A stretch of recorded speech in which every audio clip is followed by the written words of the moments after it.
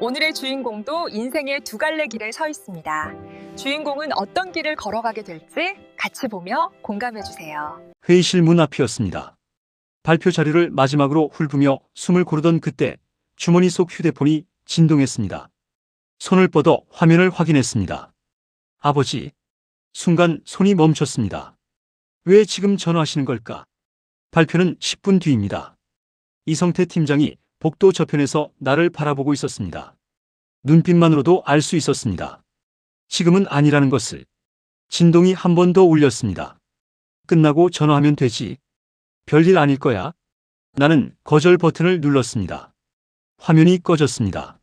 조용해졌습니다. 나는 자료를 다시 펼쳤습니다. 그게 전부였습니다. 5초도 채 안 되는 일이었습니다. 그런데 그 5초가 이후 10년을 완전히 갈라놓을 줄은 몰랐습니다. 이 사연의 주인공이 어떤 선택을 하게 될까요? 만약 당신이라면 어떤 선택을 하시겠습니까? 주인공의 사연을 더 들어보시고 함께 공감해주세요. 저는 늘 바쁜 사람이었습니다. 아침 7시에 집을 나서고 밤 10시가 넘어야 현관문을 열었습니다. 식탁 위에 놓인 아내의 메모를 확인하고 식은 밥을 전자레인지에 돌렸습니다. 그게 제 하루의 끝이었습니다. 한지훈, 34살. 중견보험회사 영업팀 과장입니다. 직함만 보면 제법 그럴듯합니다. 하지만 그 뒤에 붙어있는 것들은 좀 다릅니다. 매달 채워야 하는 실적, 팀원들의 성과, 이성태 팀장의 눈빛. 그것들이 제 하루를 촘촘히 채우고 있었습니다. 경상도 작은 도시에서 올라온 장남이었습니다. 형제 중 유일하게 서울로 나왔고 유일하게 대학을 나왔습니다. 부모님은 그것만으로도 충분히 뿌듯해 하셨습니다. 적어도 겉으로는 그랬습니다. 아버지는 늘 그랬습니다. 칭찬 대신 침묵으로, 격려 대신 기대로 마음을 표현하는 분이었습니다. 어릴 적 기억 하나가 있습니다. 중학교 때 100점짜리 시험지를 들고 집에 왔습니다. 아버지는 시험지를 한번 훑어보시더니 이렇게 말씀하셨습니다. 다음엔 더 잘해라. 칭찬인지 핀잔인지 알 수 없었습니다. 저는 그날 방 안에서 혼자 이불을 뒤집어 쓰고 누웠습니다. 울지는 않았습니다. 아버지가 늘 말씀하셨으니까요. 남자는 울지 않는다고. 그 말이 오래 남았습니다. 감정을 접는 법을 일찍 배웠습니다. 섭섭함도 외로움도 그냥 삼키는 게 편했습니다. 그러다 보니 아버지와의 통화도 그렇게 됐습니다. 지훈아, 잘 지내냐? 네, 바쁘긴 한데 괜찮아요. 밥은 잘 먹고 다니냐? 네, 먹고 다녀요. 대화는 항상 거기서 끝났습니다. 아버지도 저도 더 깊이 들어가는 법을 몰랐습니다. 아니, 어쩌면 알면서도 피했는지 모릅니다. 아내 수지는 가끔 말했습니다. 여보, 아버님이랑 제대로 얘기해본 게 마지막으로 언제야? 저는 대답하지 못했습니다. 기억이 나지 않았습니다. 그게 더 문제였는지도 모릅니다. 회사에서의 저는 달랐습니다. 말을 잘하고 설득을 잘했습니다. 고객과의 대화는 자신 있었습니다. 그런데 아버지 앞에서는 항상 말문이 막혔습니다. 무슨 말을 해야 할지, 어디서부터 시작해야 할지. 그래서 미뤘습니다. 시간은 많다고 생각했습니다. 아버지는 63이고 아직 건강하셨습니다. 나중에 시간이 생기면 내려가지 뭐.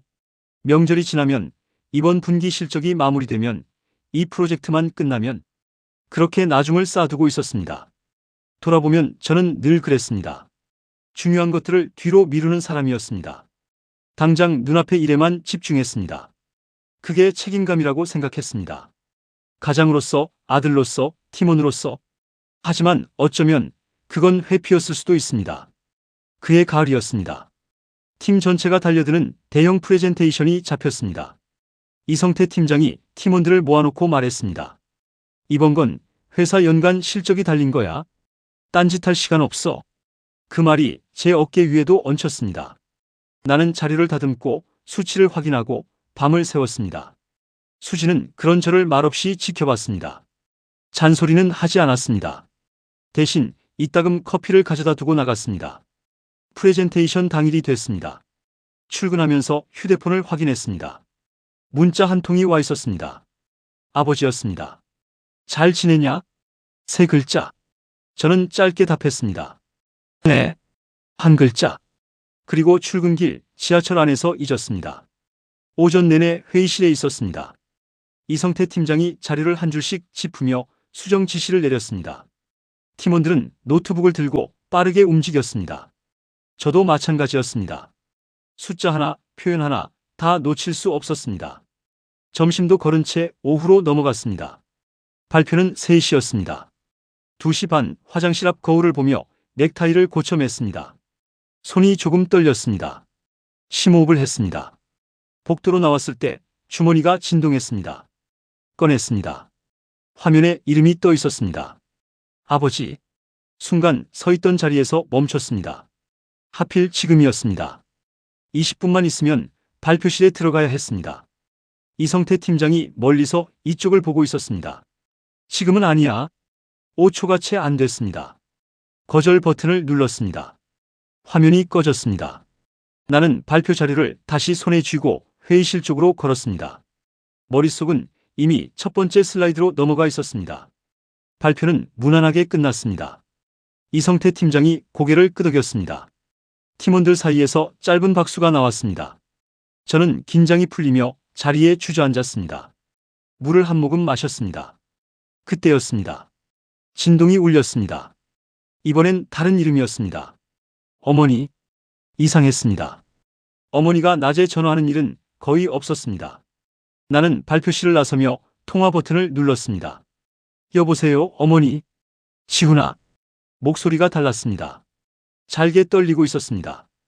아버지가 쓰러지셨어. 복도가 멈추는 것 같았습니다. 주변 소리가 사라졌습니다. 무슨 말이에요? 언제요? 아까 1시간 됐다. 집에서. 지금 응급실이야. 1시간 전. 제가 발표 준비를 하던 그 시간이었습니다. 아버지가 전화를 하셨던 바로 그 시간이었습니다. 손이 굳었습니다. 이성태 팀장이 복도 끝에서 제 얼굴을 봤습니다. 지훈 씨, 왜 그래? 대답하지 못했습니다. 입이 열리지 않았습니다. 잠깐 실례하겠습니다. 그 말만 겨우 뱉고 복도를 빠져나왔습니다. 계단을 내려가며 어머니께 다시 전화를 걸었습니다. 어느 병원인지 확인하고 주차장으로 뛰었습니다. 차에 타고 나서야 숨을 몰아쉬었습니다. 핸들을 잡은 손이 떨렸습니다. 아까 전화를 받았더라면. 그 생각이 스쳤습니다. 애써 밀어냈습니다. 지금은 그럴 때가 아니었습니다. 빨리 가야 했습니다. 병원까지 40분 거리였습니다. 신호가 걸릴 때마다 손가락으로 핸들을 두드렸습니다. 라디오를 켰다가 껐습니다.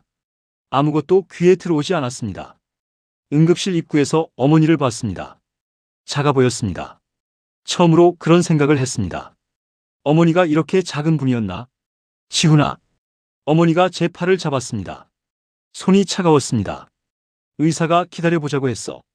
아직은 모른대. 고개를 끄덕였습니다. 할 말이 없었습니다. 우리는 나란히 의자에 앉았습니다. 응급실 복도는 차갑고 밝았습니다.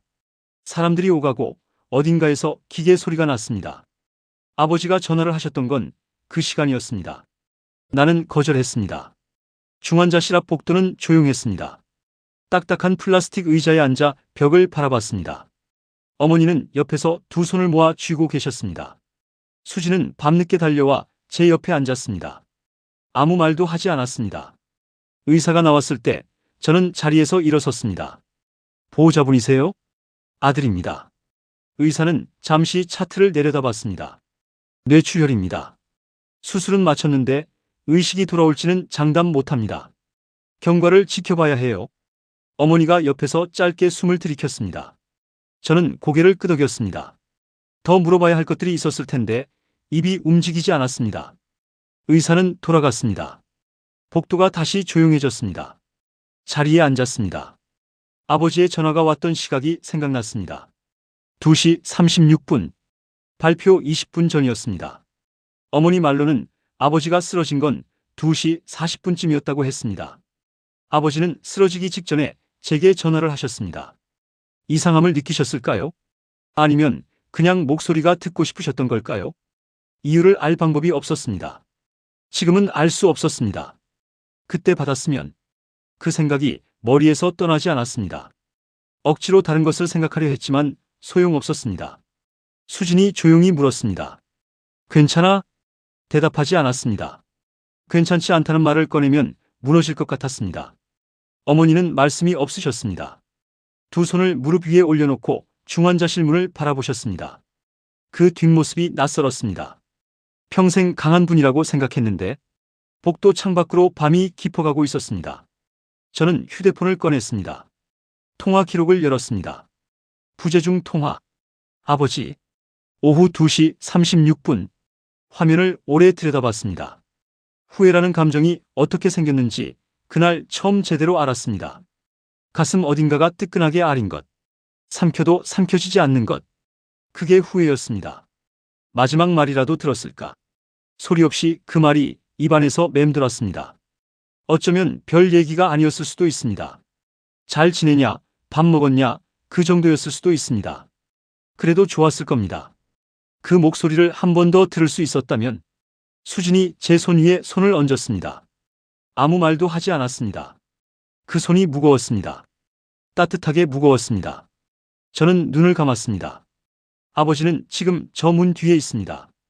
의식도 없이 기계 소리에 둘러싸여. 나는 그 직전 어디에 있었냐 하면 발표 자료를 들고 넥타이를 고쳐 매고 있었습니다. 어느 쪽이 더 중요했는지 그 순간에는 몰랐습니다. 지금은 알 것 같습니다. 하지만 지금은 너무 늦었습니다. 이제 남은 건 기다리는 것뿐이었습니다. 아버지의 눈이 다시 열릴지, 열린다면 무슨 말을 먼저 해야 할지, 그것만 생각했습니다. 밤새 그것만 생각했습니다. 자, 그럼 사연의 주인공은 어떤 선택을 하게 될까요? 저도 궁금하네요. 선택에 따른 이야기를 함께 들어보시죠. 아버지는 의식을 되찾지 못하셨습니다. 열흘 뒤 조용히 돌아가셨습니다. 중환자실 창밖으로 늦가을 햇살이 들어오던 날이었습니다. 저는 손을 잡고 있었습니다. 따뜻하지 않았습니다. 장례는 사흘 동안 치렀습니다. 문상객이 오고 갔습니다. 인사를 했습니다. 절을 했습니다. 제가 울었는지 안 울었는지 잘 모르겠습니다. 어느 순간부터 감각이 없었습니다. 수진이 옆에 있었습니다. 어머니를 챙겼습니다. 저는 그걸 바라봤습니다. 장례가 끝나고 집으로 돌아오던 날 신발을 벗으며 생각했습니다. 이제 어떻게 살지? 대답이 나오지 않았습니다. 그래서 가장 익숙한 곳으로 돌아갔습니다. 일이었습니다. 다음 날 출근했습니다. 이성태 팀장이 짧게 말했습니다. 수고했어. 빨리 왔네. 저는 고개를 끄덕이고 자리에 앉았습니다. 컴퓨터를 켰습니다. 메일을 열었습니다. 손이 움직였습니다. 몸은 움직였습니다. 머릿속은 가끔 멈췄습니다. 그 해가 지나고 이듬해가 왔습니다. 저는 팀 내 최고 실적을 냈습니다. 연봉이 올랐습니다. 부장 직함이 붙었습니다. 이성태 팀장은 저를 자주 칭찬했습니다. 회식 자리에서 지훈이는 달라라고 말했습니다. 나쁘지 않았습니다. 그것만은 분명했습니다. 목표가 생기면 흔들리지 않는 사람이 됐습니다. 감정에 흔들리지 않는 법을 알고 있었으니까요.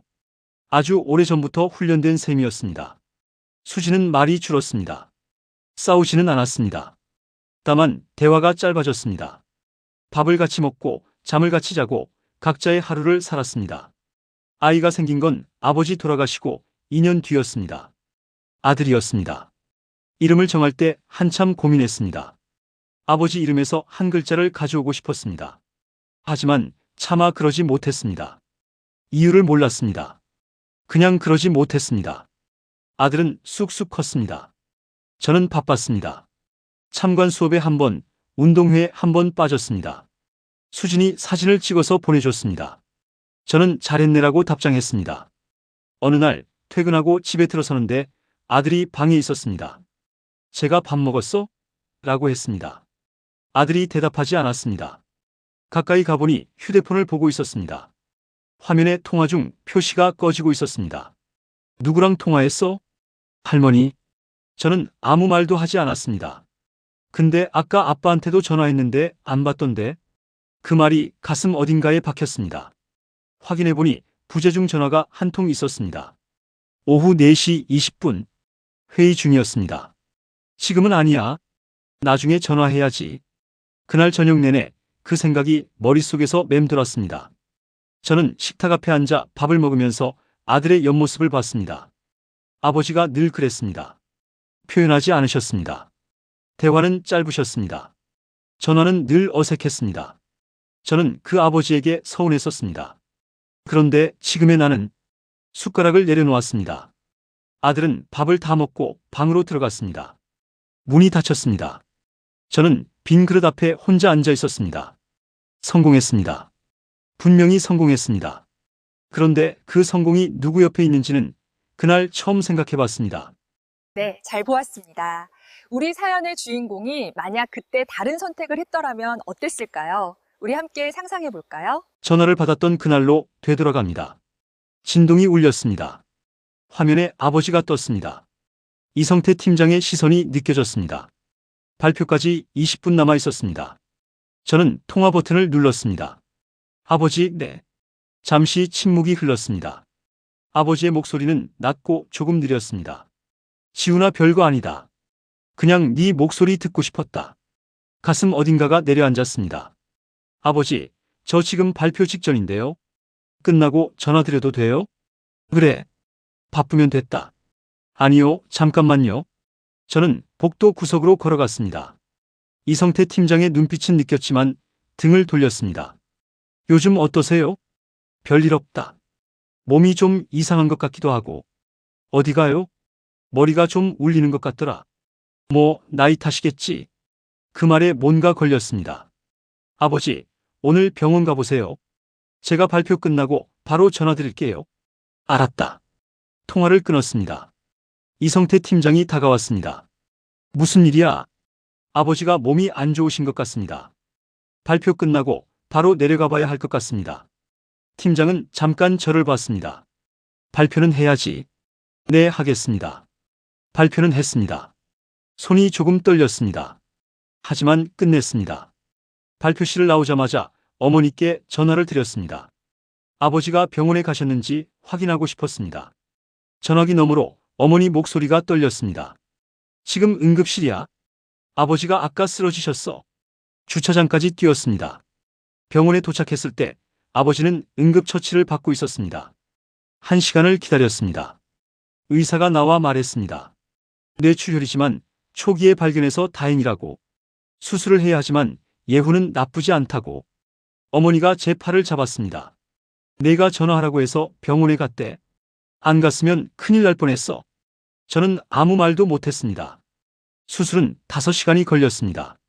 저는 복도 의자에서 수진 손을 잡고 기다렸습니다. 아버지는 살아 돌아오셨습니다. 의식이 돌아오던 날 병실로 들어갔습니다. 아버지는 저를 보시더니 말씀하셨습니다. 왜 왔냐? 와야지요. 아버지는 창밖을 보셨습니다. 한참 후에 작게 말씀하셨습니다. 수고했다. 그 2글자였습니다. 평생 듣고 싶었던 말이 그 2글자였습니다. 눈이 뜨거워졌습니다. 아버지 앞에서 처음으로 고개를 숙였습니다. 저도요, 아버지. 그 이후의 삶은 천천히 달라졌습니다. 승진이 빠르지 않았습니다. 이성태 팀장은 가끔 제 우선순위가 맞냐고 물었습니다. 저는 웃으며 대답했습니다. 맞습니다. 아버지는 재활을 마치고 걷게 되셨습니다. 명절엔 내려가서 같이 밥을 먹었습니다. 대화가 늘었습니다. 여전히 서툴렀지만 서투른 대로 앉아 있었습니다. 그게 전보다 나았습니다. 아들이 생겼습니다. 아이가 전화를 하면 어디서든 받았습니다. 회의 중이면 잠깐 나가서 받았습니다. 이성태 팀장이 뭐라 해도 그것만은 양보하지 않았습니다. 어느 날 저녁 아들이 물었습니다. 아빠는 왜 내 전화 항상 받아? 그냥 네 목소리 듣고 싶어서. 아들이 피식 웃었습니다. 저는 그 웃음을 오래 기억할 것 같습니다. 아버지도 그랬을 겁니다. 그날 전화를 거셨을 때 그냥 목소리가 듣고 싶으셨을 겁니다. 5초였습니다. 그 5초가 저한테는 10년이 됐습니다.